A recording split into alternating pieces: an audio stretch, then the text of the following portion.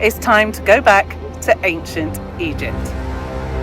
Egypt, the land of pharaohs, pyramids, and 1,000 travel cliches. But what is it actually like to go there? Not just to visit, but to feel it. To stand on that ancient stone, to float down the Nile, and to realise that even with the help of your guidebook, a visit to Egypt is just scratching the surface. Join us as we take you around some of the best places to visit in Egypt. Hi, my name's Abby and I blog and write at Inside the Travel Lab. It's a place for those who care about the people, places and cultures that they visit. We talk about food, we talk about history, we talk about amazing landscapes. Come along and join us, hit subscribe and welcome.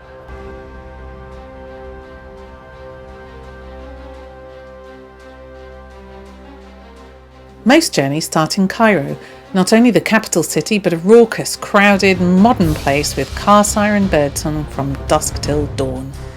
Cairo is proud of its markets and citadel, but the world knows it for something else: the Pyramids of Giza. And nothing really compares to arriving and seeing the pyramids.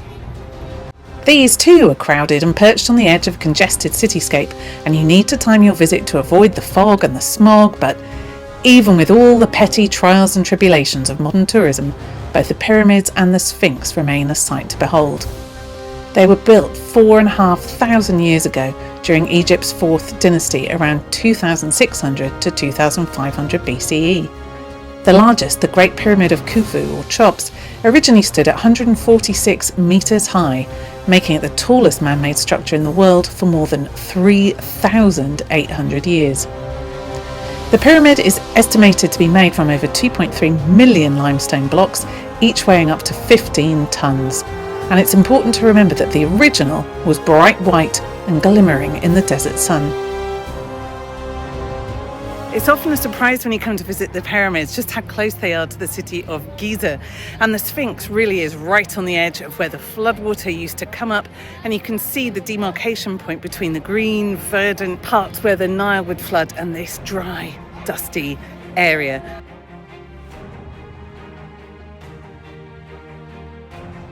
And the Sphinx still has plenty of riddles and mysteries. It lay buried beneath the sand for hundreds and thousands of years before it was fully excavated.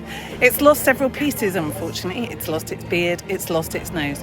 But if it's not too cheesy, it hasn't lost its magic.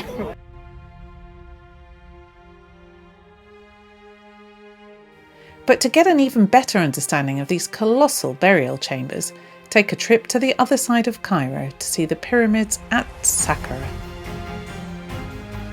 Here you'll find the Step Pyramid of Giza, built over 4,500 years ago. Not smooth-sided like its younger cousins, it rises in bold, deliberate layers. It was the brainchild of Imhotep, a priest, physician and architect, and a man so skilled that he was later worshipped as a god. He didn't just build a tomb here, he changed the course of architecture and pyramids forever. But what I found even more interesting is that beneath the sands lie hidden tunnels and painted tombs, and you can visit and see them for yourself. After Cairo, most routes travel straight down to Luxor to see the Valley of the Kings. Because although the pyramids are dazzling, they came with problems of their own. Most notably, they advertised to grave robbers exactly where to find the loot. And over time, the ancient Egyptians decided to move their capital south to Luxor, or Thebes as it was then known, and to instead place their burial plots underground and out of sight in the Valley of the Kings. This former capital is remarkably intact, with two giant temple complexes of Karnak and Luxor staring at each other. For over 2,000 years, this was the centre of civilization as far as anyone who saw these stones understood it.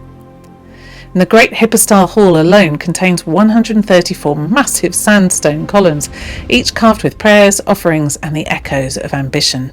But if there's one place that you need to visit, it's Karnak. temple. The complex is sprawling, but one of the most famous parts is this area of pillars that you can see behind me and all around, as well as the obelisks, which I'll show you in a while. It was dedicated to the sun god, the most powerful force, and everything around it is supposed to inspire awe. And the fact that it's here thousands of years later absolutely does that.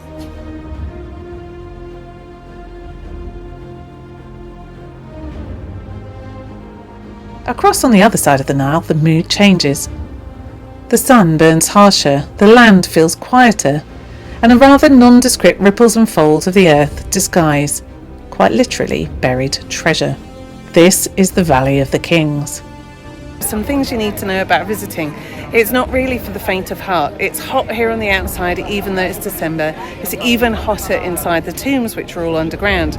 Many of these you need to be quite fit and able in order to manage the uneven ground and the steps to get all the way down and then all the way back up. But don't be too put off. There are some tombs that are much easier to access, but just make sure you do your research in advance. With that in mind, even for everybody, bring your own water. There's only one toilet at the entrance, and there's nowhere else I've found so far to buy water either. The crowds are big, and people who are hot, tired and tetchy do like to kind of crash into you, and tempers are short. If there's something you really want to see, again, research it in advance, because you often have to keep moving because you can see how many people are here, so you won't have time necessarily to turn around and go back or spend a long time taking a picture. Between the 16th and 11th centuries BCE, Egyptians created underground labyrinths as tombs for pharaohs. More than 60 have been discovered so far, some grand, some unfinished, and the most famous belongs to Tutankhamun, the boy king. Inside these tombs, the walls are still alive with colour, so bright even after 3,000 years. And these decorations were not merely to entertain those working here. They charted the pharaoh's journey through the afterlife, a perilous quest through darkness and judgment towards eternal life with the rest of the gods. And whilst Ramesses and Tutankhamun are the tombs that everyone queues to get inside, this one here with Seti is the one that is best preserved.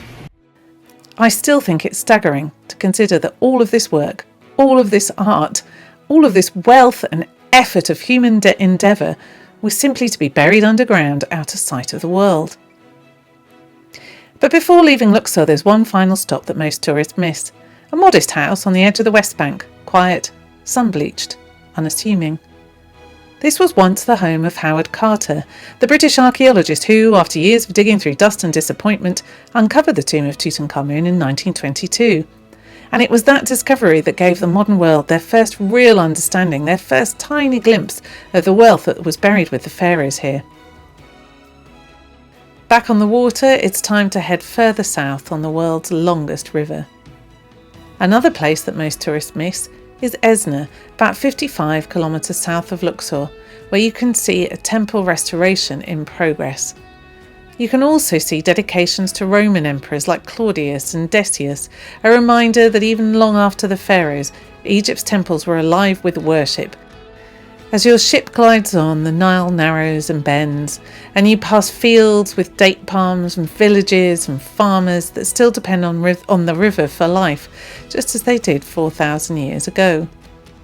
And then you reach Aswan. Located just below the first cataract, Aswan was the southern frontier of ancient Egypt for a long time. These days, you can take a boat to a Nubian village to see homes painted in bright, bright colours beneath the sun, and take in the curious and rather uncomfortable sight of crocodile tourism. A landmark near here is the Temple of Philae, reached only by boat. The entire complex was moved here in the 1970s to avoid flooding from the construction of the nearby Aswan High Dam. Philae was saved, but many others weren't. And it is staggering to imagine just how many ancient architectural treasures lie beneath the water. But there's one other place that you can see that was saved from the flood, somewhere even further south.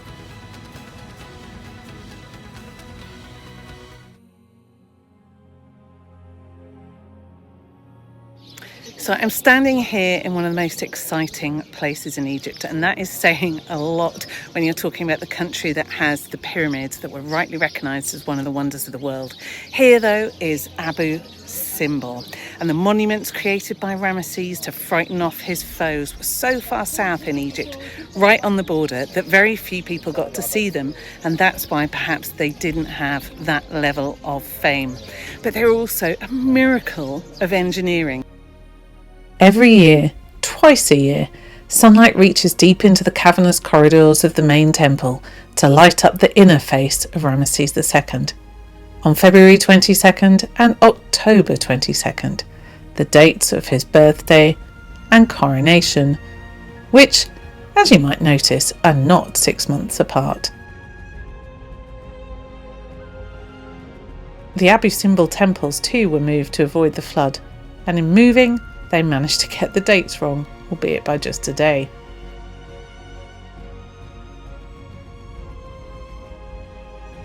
And just behind me, you can see one of the heads that's fallen and tumbled to the ground, just to give you an idea of the size of these statues, which is very hard to appreciate even when you're here.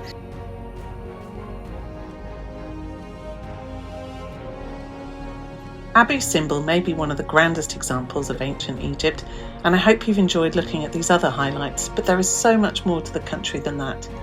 Find articles, videos, and more resources through the links below.